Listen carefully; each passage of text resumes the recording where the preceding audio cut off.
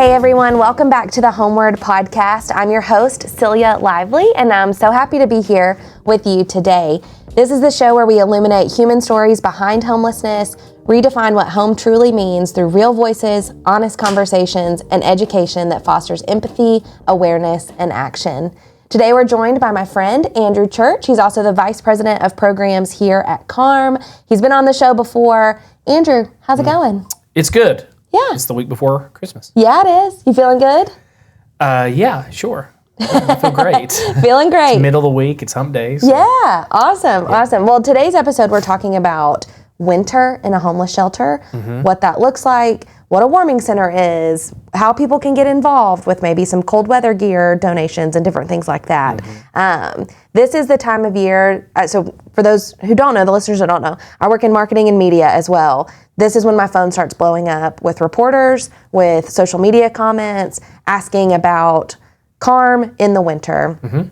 And so we thought about doing this episode to kind of explain all that KARM does, 365 days a year, but also how that increases in the winter, and then how our friends who are working in warming centers, how they kind of link arms with us. So let's talk about it. What does winter contingency mean in a homeless shelter?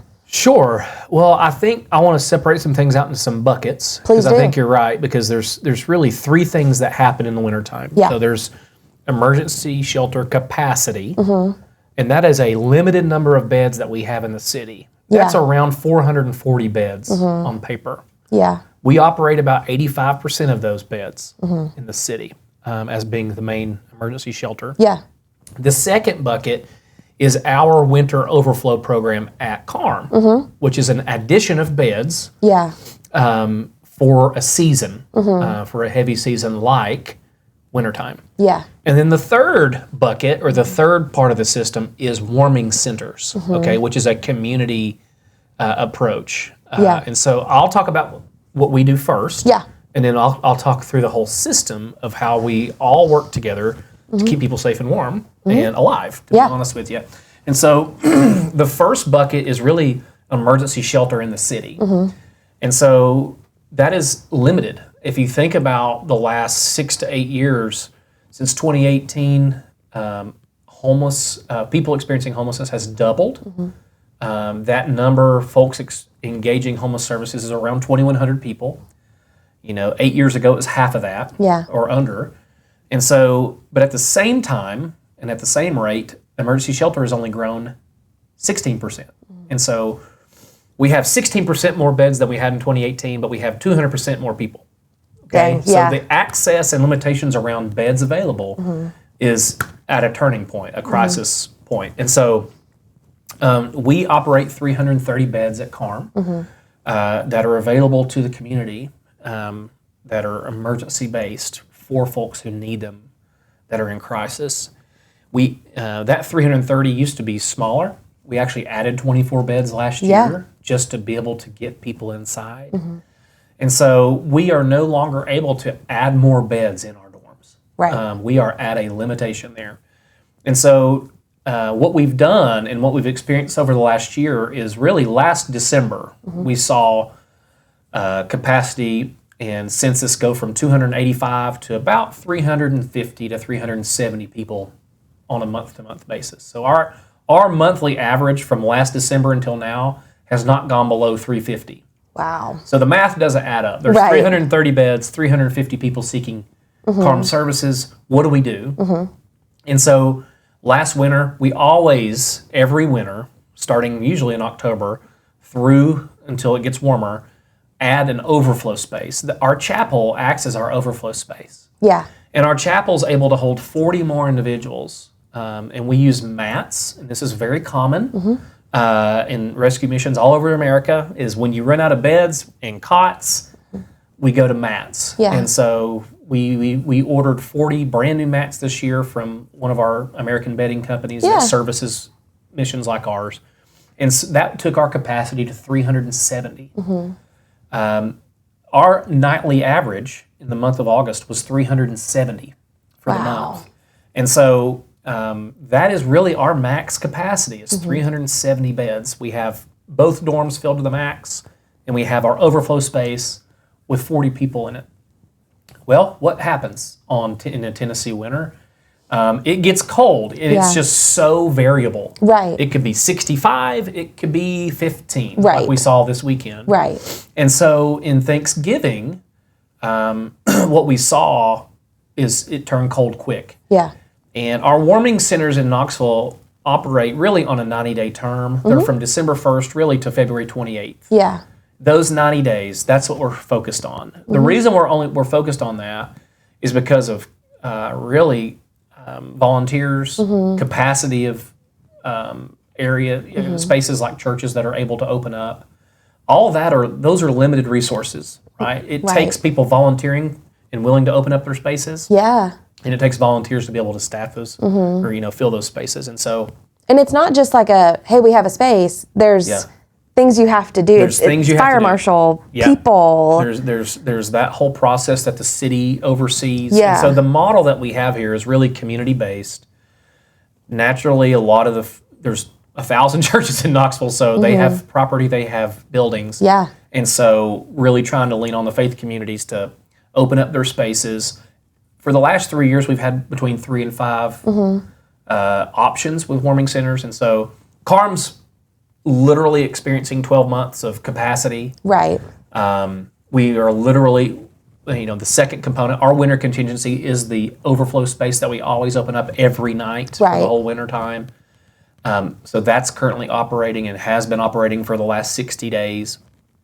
And then the third bucket is warming centers. And that's when KARM is full, when KARM's overflow and winter contingency is full, we need warming centers. And warming centers operate on nights under 25 degrees because of capacity. If we had more volunteers, more resources, they could open up more. Every night, yeah. But historically, that's kind of what we've been able to do. If you look at the last 2 winters, 2 winters ago, warming centers were open 8 nights. Last year, they were open around 32 nights. Wow. So there's just no consistency. You don't know with Tennessee winters what it's going to be like. Yeah. How many consecutive days. And so that's really hard.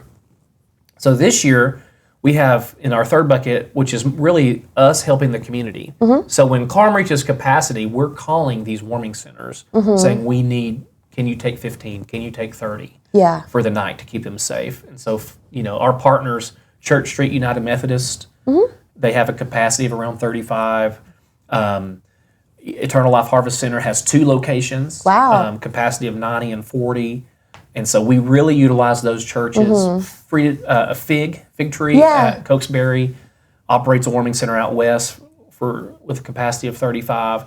And just this year, and something that we're looking forward to is actually having across the street the Salvation Army thrift store opening up with a new nonprofit called Relaunch. They're awesome. They are doing services in the day space, but also operating a warming center and hopefully a temporary shelter. We've never had this in Knoxville since I've worked here. So we actually will hopefully very soon have a space out over and above KARM, because KARM is full every night. We'll talk more about that later, to where folks can go. It's not controlled by a 25 degree threshold, but it's open every night in the wintertime through February 28th. Right. So that's going to be great. That's going to add another 55 beds. Wow. And so if you think about it, at any given time last year when we had that hard winter and warming centers were open over 30 nights, there were nights, it starts off slow, usually a couple hundred people in the community, over and above KARM's 370 people that they're serving, need to seek shelter.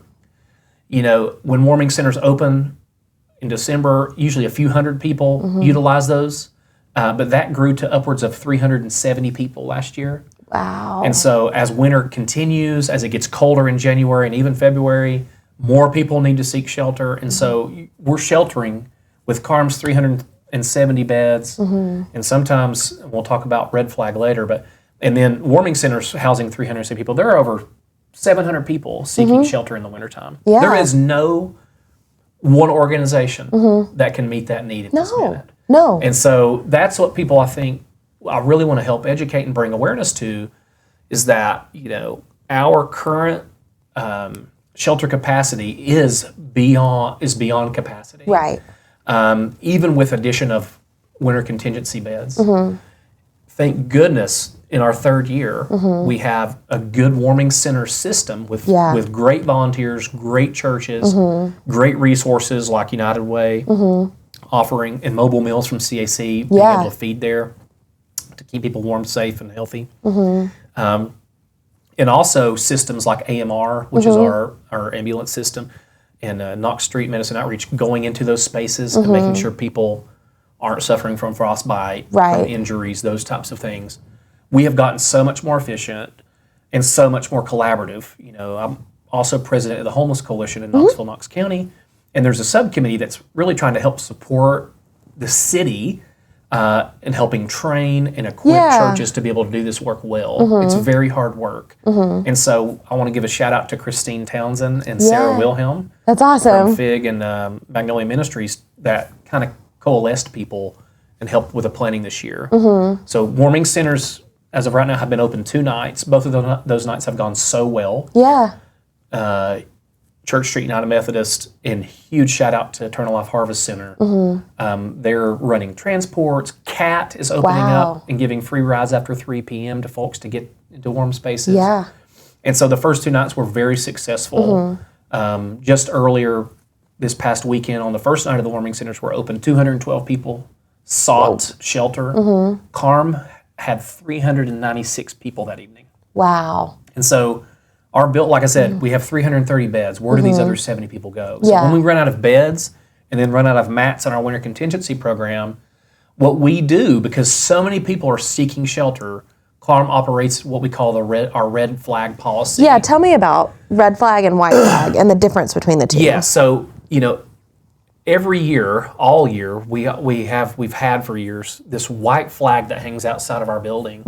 And really, that's just when weather is bad. So really, anything over 80 degrees, anything below 40 degrees, we're going to stick the white flag out, and we encourage people to come in. We don't want people languishing on the street. And that's wind, rain, sun. We want them to be safe. Snow. Want them to be safe. And so white flag, anytime you drive by Broadway and see a white flag, that means that signifies for people on the street, hey, come on in. You don't have to be in a program. Don't have to be in just a program. Come inside. It's low barrier, just come inside and get warm and be safe. And so we've operated that for years.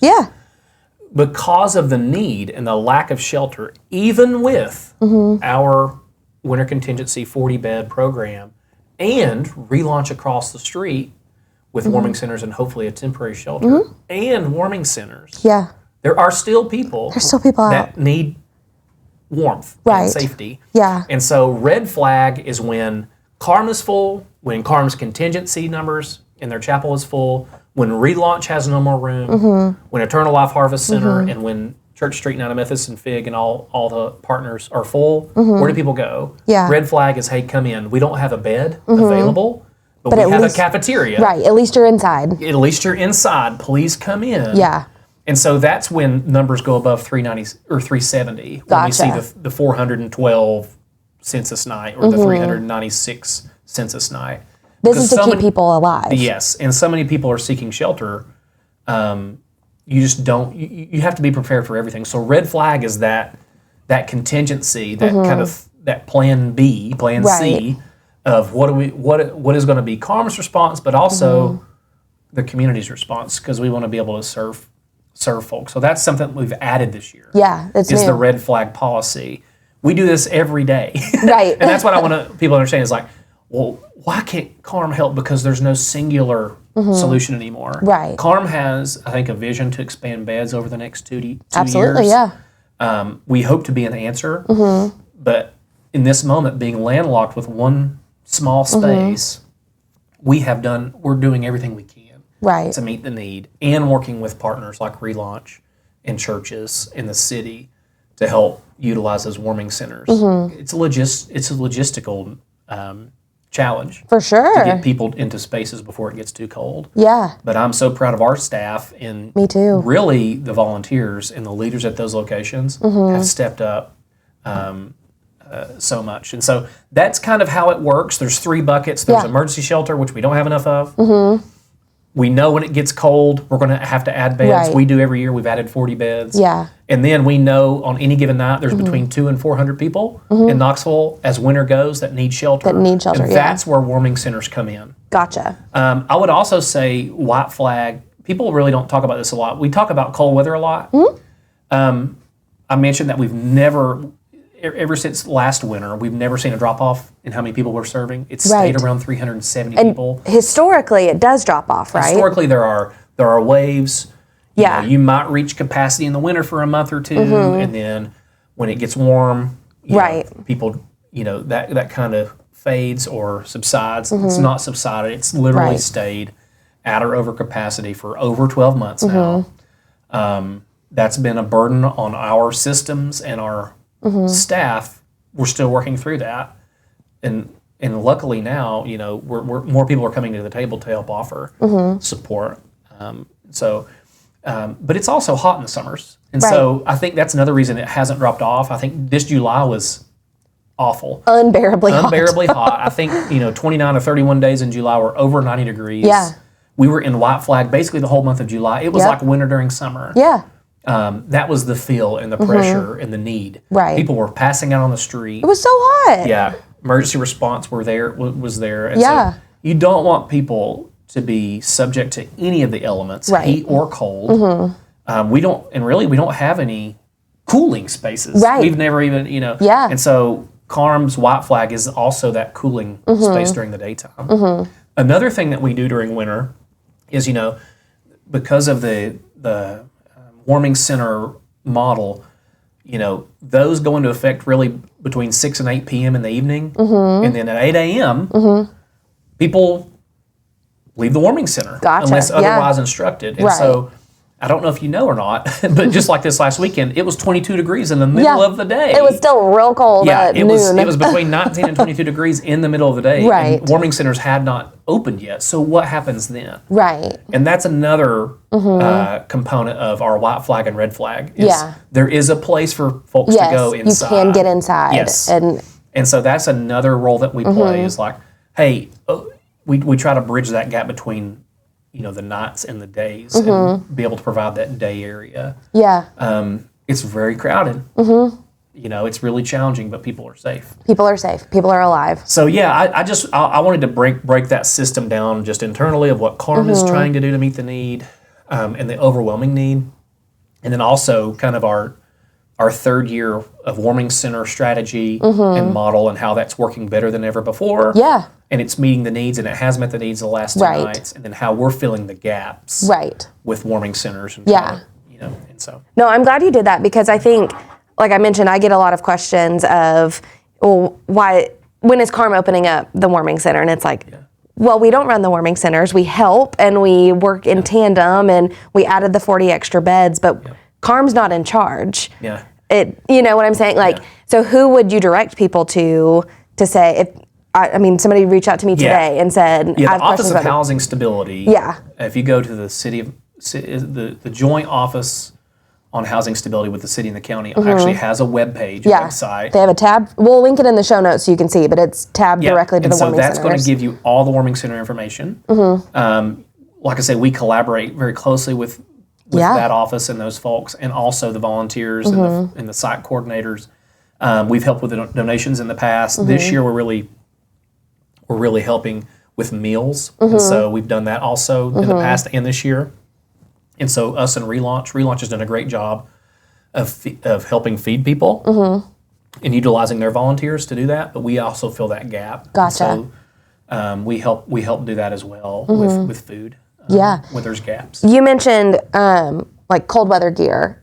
What would you say if people are listening? They might be like, "Hey, I can't volunteer, but I do want to give something." What would you say the items are most needed?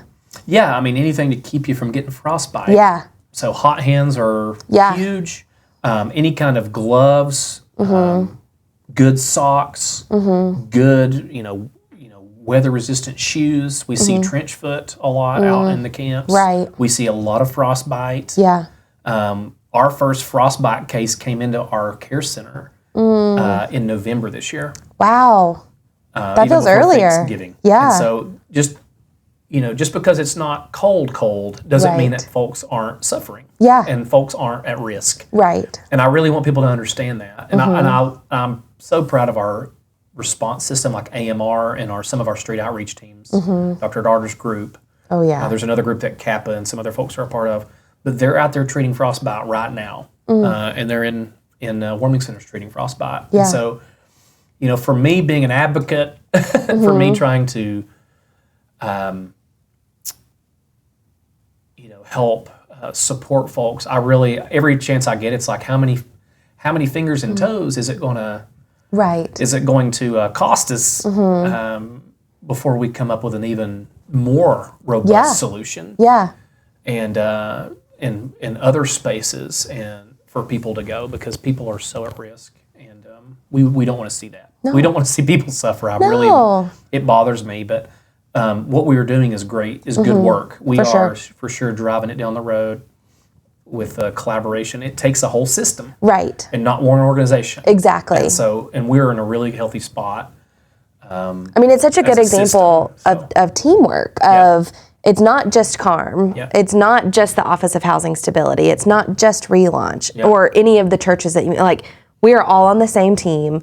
Our goal is to keep people alive. Yeah, and a really good, it was just really cool. There's a group chat with all of our warming centers in KARM and Relaunch about, serving people well, getting people where they need to go, to help with logistics and things. And so, it was really nice to have everybody in and warm and safe by 7 p.m. Wow. And not having people walking the streets at 11, having to be picked up who knows where in the city to get to a safe, warm place. So that's an improvement. I would also say just the high fives on one organization has this skill set. Let's get you to this organization and they can help you. Yeah. Relaunch has done that to us. Like, hey, get to KARM. KARM's going to be able to do this.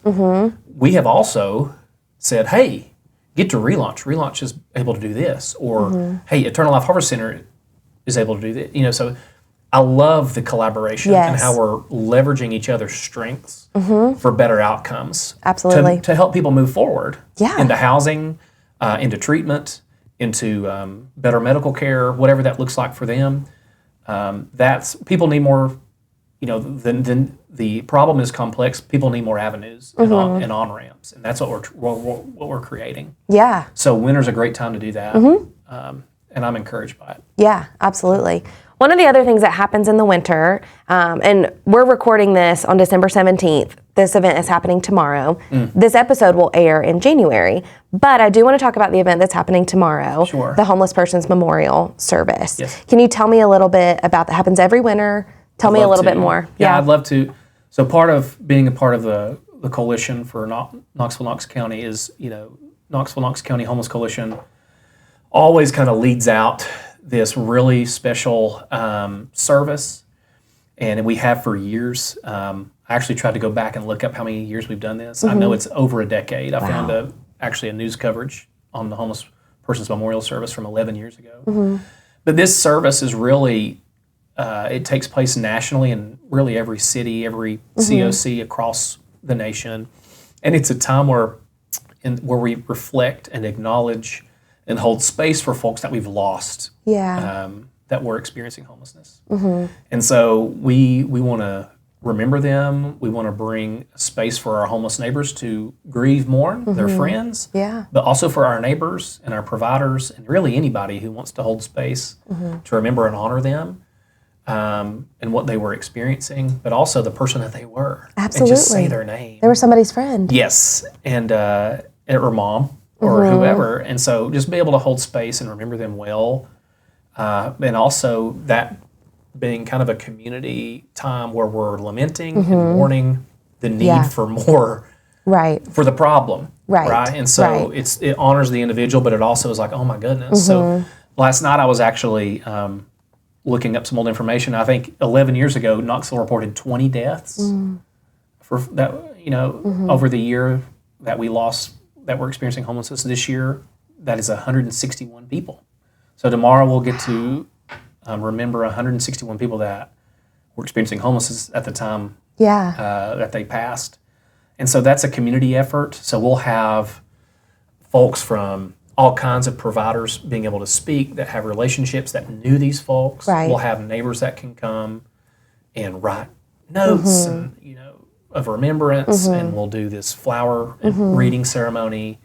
And so it's just this kind of time that we want to rally and bring awareness and advocacy around things aren't okay. The world is not right. And what can we do to remember and hold space, but also say, hey, we need to do better. Yeah. And so that'll be at 6:15 tomorrow. We'll meet in the VMC Volunteer Ministry Center parking lot and do a candlelight walk. Yeah. And that'll go down Broadway to the day space and then back up in front of KARM, and we'll end in St. John's Lutheran Church. And like I said, St. John's has always been great partners in hosting this event.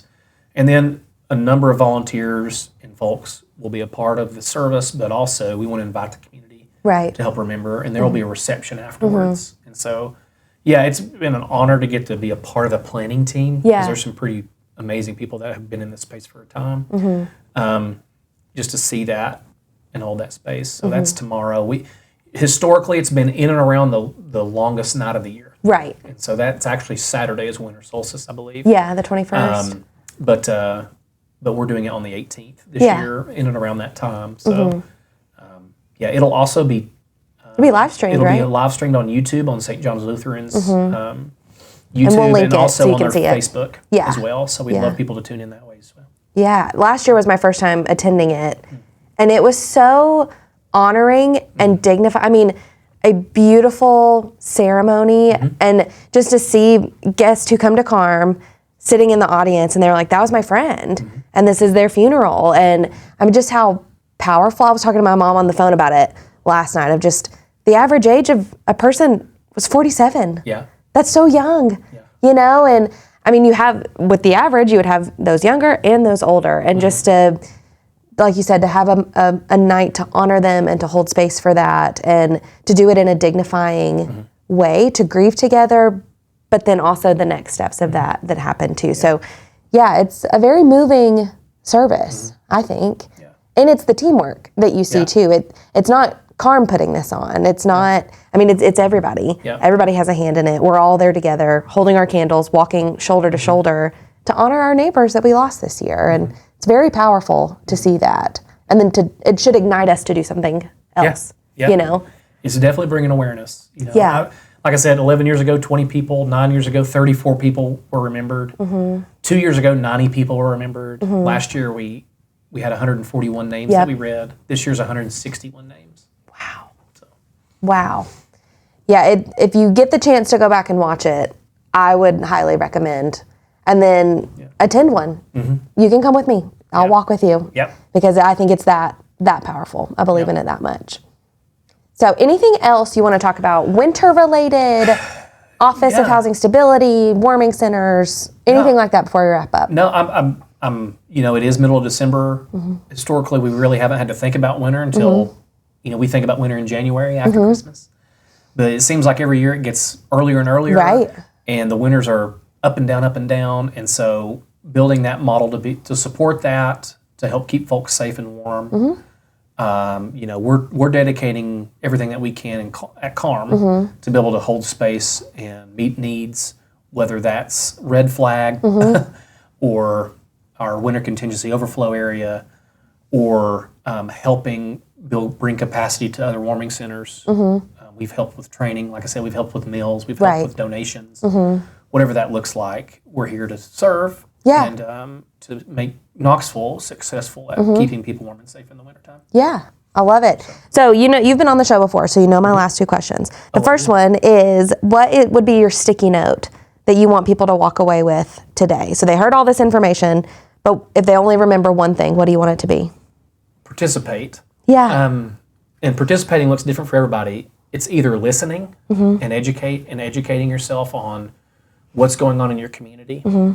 And so that could be, wow, I didn't know that the problem is as big as it is, and that we are limited and have limited resources, and I want to somehow make a difference there. And I would also say donate. And I will donate whatever that looks like. So time.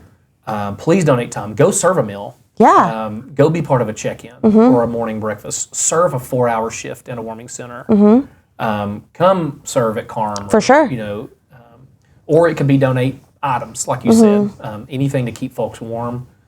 We just did the big coats for the cold drive, which is great. We gave away over 8,000 coats this year. Yeah, and so blankets, coats, anything like socks, shoes, anything that's going to protect you from the weather. Sleeping bags are huge, but not just every sleeping bag. Yeah. A 50-degree sleeping bag's not going to do a lot in January. Yeah. And so those, I know that's a big ask, but those 0-degree bags can save somebody's life. For sure. And so, and get this, there are people that slept in front of warming centers, right? And so even our lowest barrier on-ramp, please come in.